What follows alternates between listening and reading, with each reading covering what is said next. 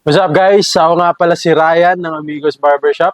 And today, we're going to review wall clippers. Let's go!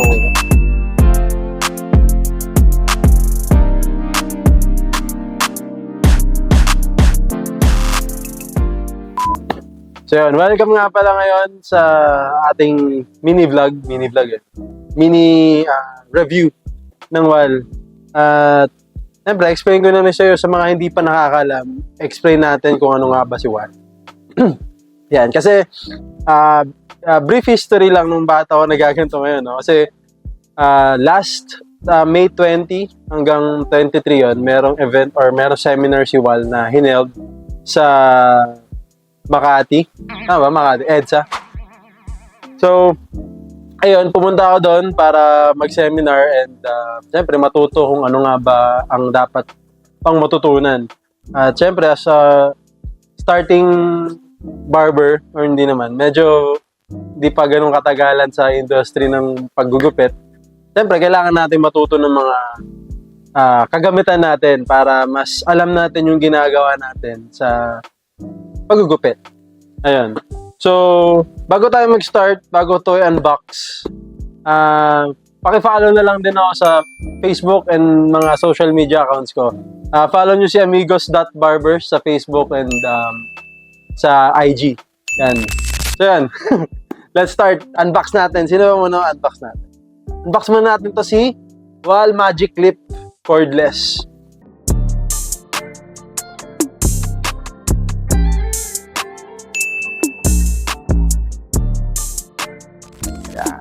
Mukha, SM ano?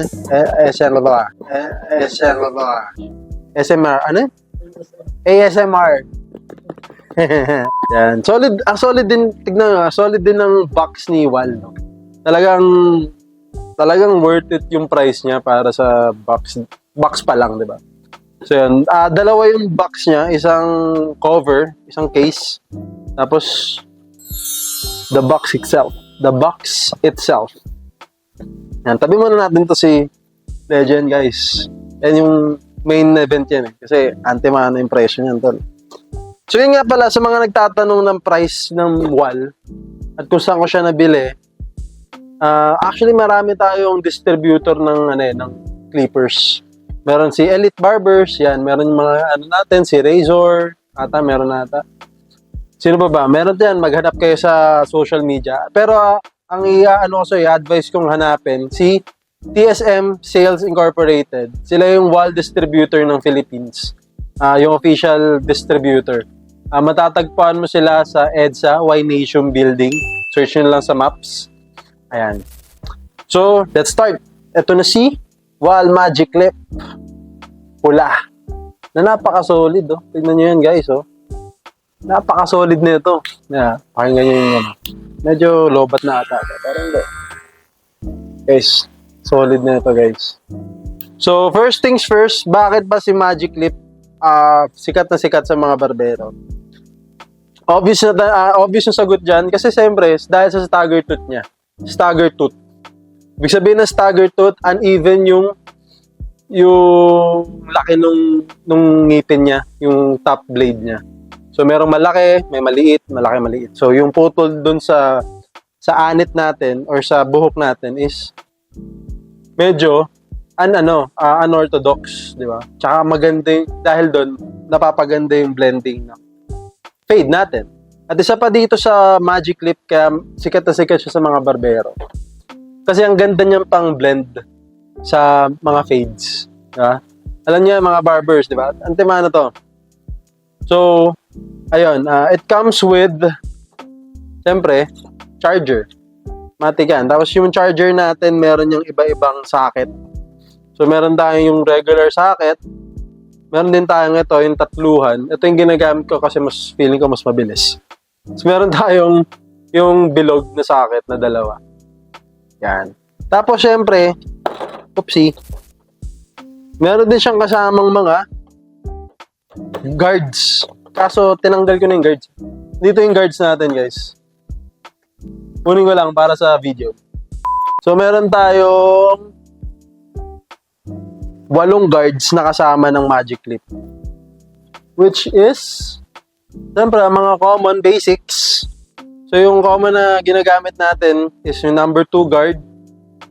1.5. 1.5. Tapos, yung number 1, matik yan. At yung 0.5 or yung 1.5 pala. Sorry. Siyempre, yung mga big guards natin, nandun din si number 8, number 6, number 4, number 3. Yan, di mawawala si number 3. Pero, ang walaging wala, no, yung number 5. Ba't di sila nagbibigay ng number 5 na guard? At syempre, meron ka rin libreng comb ni Wal, na napaka-solid, napaka-durable. Ewan ko, pag binali ko ba ito, mabali ba ito, Wal? Mabali ito, syempre. Hindi naman siya ganun ka. Pero yan, solid to pang clipper overcomb, tsaka pang suklay. Napakabisa. Diba? So, bakit ko ba nga binili to si Magic Clip? Pwede nga, kakasabi ko lang kanina, is maganda siya sa pang-blending. Sobrang pangganda sa blending. Pero ang cons nga lang nito, guys, yun pala, meron tayong mga iba-ibang gamit din sa mga clippers natin. Meron tayong pang debulking. Ano ba yung debulking? Yung mga kapal na buhok sa taas, tinatanggal. Meron tayong pang fade. Meron tayong pang blends. Meron dapat tayong pang clipper overcomb. Kasi kung isa lang yung bibilihin nating clipper para sa lahat, gawa yung clipper natin, guys. Ang dali niya mapudpod. Siguro kahit wall pa yung binili mo tapos pang lahat yun. Siguro pang isang taon lang to sa'yo. Goodbye na siya. So yun, kaya ko siya binili. Isa sa binili ko is, yun nga, good for blending talaga siya, guys. At syempre, magaang at durable at malakas. Meron palang tinuro sa amin sa seminar is yung RPM niya and yung, syempre, yung torque. Importante yan sa atin. Hindi lang yung puro RPM, puro malalakas yung RPM, tapos pagkagat naman sa Asian hair, hindi masyado nakakagupit or parang masasabi nyo hindi matalas. Kasi nga, puro RPM, puro bilis lang yun. Pero pagdating sa torque, pag gagayat na sa sa buhok, wala na yung yung lakas niya. Hindi na siya makapenetrate kasi nga, wala yung torque. So yung sinasabi yung torque, guys, for example yan, uma-under siya. Pag pinigilan mo yung top, mahirap siyang pigilan. So yun, ganun kalakas yung torque nung wall, guys. Hindi lang RPM. Although low RPM siya, pero bubutos yung kamay mo kakaganon. Dahil nga, hirap siyang pigilan. Yun. Isa sa importanteng pagbibili kayo ng clipper, try nyo i-testing yung torque ng clipper niya. Para siyempre, masabi nyo maganda siya. So yun, guys, yun yung Magic Clip na cordless. Dalawa to, may corded din yung Magic Clip Pero syempre, sa cordless tayo para masaya ang paggugupit. Done na tayo dyan. Balik na natin sa box. Kahit i-unbox ko ulit mamaya, babalik ko dito. Yan, syempre, kakat na to ni Derek. Derek, pakat na lang to, Derek. Yes, sir, baba. Tapos hindi kinat, no? Niro na lang lahat. Ayan na to. So, dito tayo sa main event, guys. Sa Legend Wall Clipper. Legend.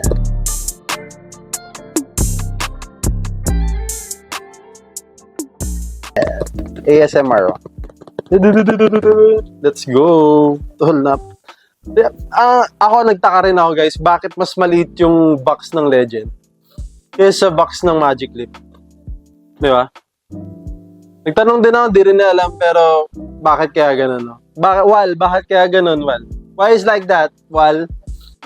So, brief story lang sa Wal. Guys, doon ko lang din nalaman sa seminar na sila pala ang pinaka-start or nag-start ng mga clippers. Since 1990, if I'm not mistaken. 1919 sila. 1919. Grabe, yung tagal na nun, tol. Kasi sabi ni Wal, naalala ko kwento ni Wal, is, manufacture pala sila daw ng mga pang-massage ng mga tao. Tapos, nakita daw ni Wal, sa industry ng barbering is parang may kulang. Parang siguro ano pa lang sila noon, yung clipper na di ganon, di squeeze na clipper, nakita nyo na ba yun? So yun, dun pa lang sila. Tapos parang sinabi ni Wal, sige, gawa daw siya ng clipper na pang barber. So yun, nagsimula siya dun sa corded na clipper ng Wal. Ewan ko kung nasimulan nila. Yung Wal taper ba yan? If I'm not mistaken. Siguro yun yan. Yung OG of OG daw, sabi ni Sir Yanto. Santi. Let's go. Shoutout sa'yo, Sir Yanto. And, ayun. So, nung pagkagawa niya ng clippers, hanggang ngayon, ayun na, ito na siya. Ito na yun, legend na. Legendary na si Wal. Kaya, Antemano, ano pang bibili mo? Kung nag-iisip ka ng bibili mong clipper, first time mo palang maggupit or what, bumili ka na ng Wal. Doon ka na sa OG of OGs, di ba? Saan ka pa, ano pang pipili mo? Yung mga, ano dyan, pipitsugin na, tapos bibili ka rin ulit ng bago, di ba? So, why not invest ka na ng maganda? For sure, ROI yun sa'yo, Antemano. So, yun. Hindi na papatagalin. Let's go for the Wal Legend. Papapapow. Let's go.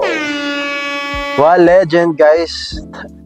Nung nakuha ko to, hindi na makapaniwala, nakuha ko siya. Ang solid nito, tol. Ang solid, sobra. So, bakit ko rin siya binili? Ito naman, guys, good siya for debulking.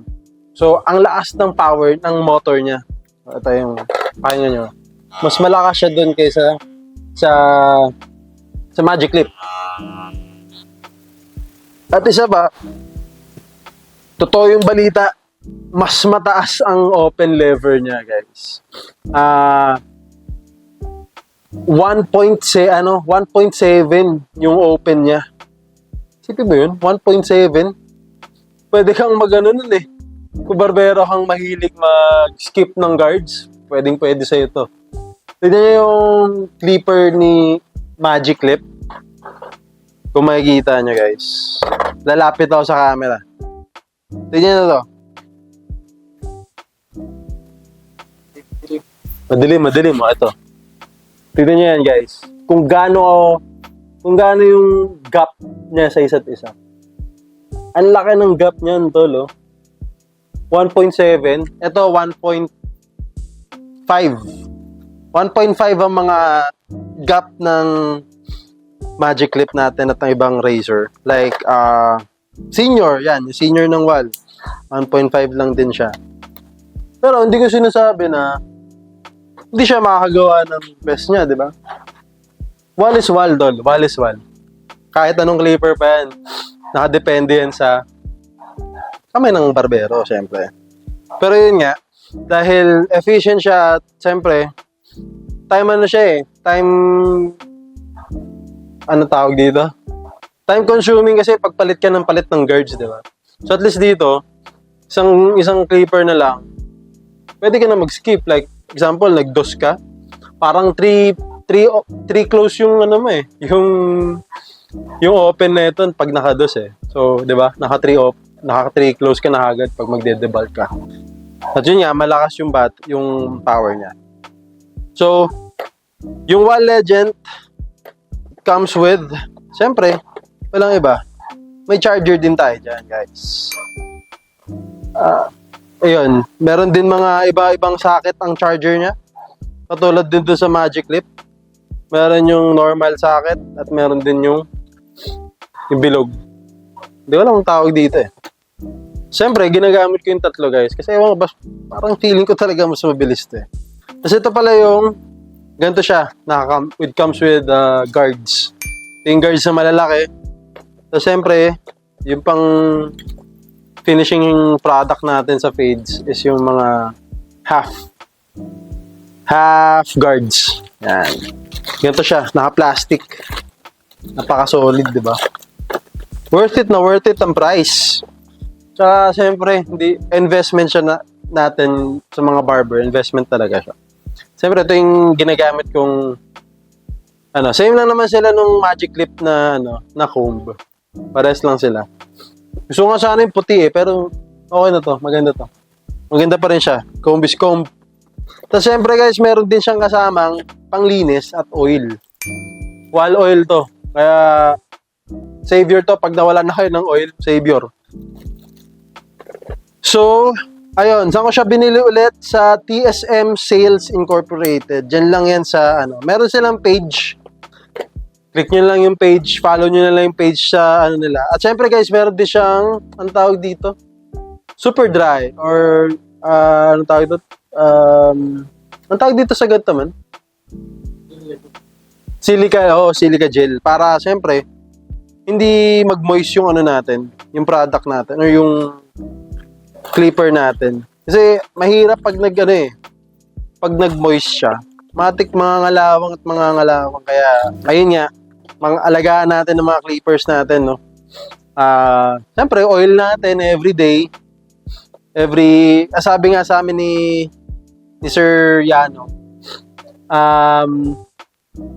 i-oil nyo yung blades nyo pagka umpisa pa lang at pagkatapos. Yun lang. Doon lang ako mag-oil. Tapos, next time maglalabas ako nag-live ako minsan nun pero maglalabas ako ng content ng paano maglinis ng clipper natin. Yung right way. Right way daw no? Or my way. My way of cleaning the clippers na lang. Kasi kaya na naman gawin nyo, right way naman yun. So yun, yung right way na lang paano maglinis or my way ng paano maglinis at paano rin mag-oil yun. Pagkakaturo sa amin ng pagkaka-oil. 5 points yun 5 points kung paano saan siya lalagyan lang ng oil. So yun guys, 'di ba? Napaka-solid ng clippers. So ayun, isa pa kadagdagang kaalaman. Meron tayo dito yung tinatawag natin yung sinabi ko kanina kung bakit importanteng meron kayong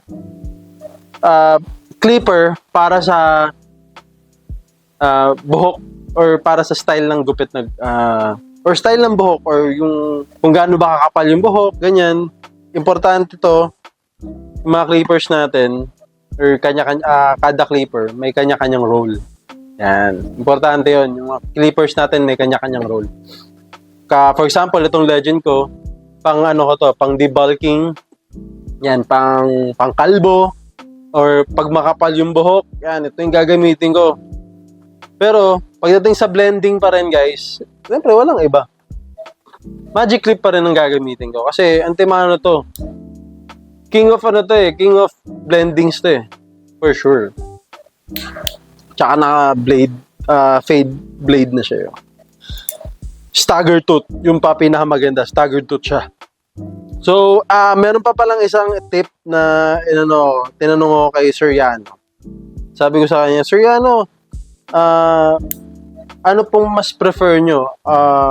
Yung naka zero gap na na blade or yung normal or yung factory setting lang po nung wall natin na blade? Sabi niya, yung factory setting, siyempre. Kasi, yun na yung niya eh.